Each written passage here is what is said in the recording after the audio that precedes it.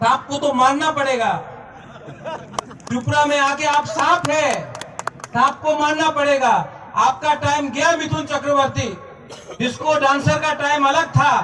अब त्रिपुरा लोग ये मिथुन चक्रवर्ती को लाके यहाँ में डिस्को डांसर करने से कुछ नहीं होगा, डांस करने से कुछ नहीं होगा। अब आप डांस करो, तिप्रासा आपको नचाएगा, क्योंकि ये टाइम तिप्रासा का है।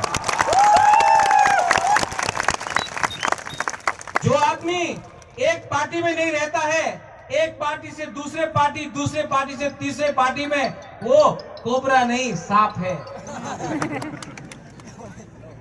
क्या दिल्ली का बड़ा बड़ा लीडर लोग आके बोलता है,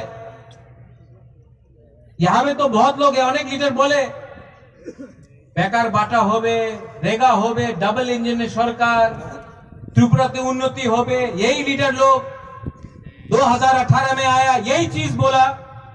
5 साल तक दिखाई पड़ा? 5 साल तक ये लीडर लोग जो त्रिपुरा में आया था दिखाई पड़ा?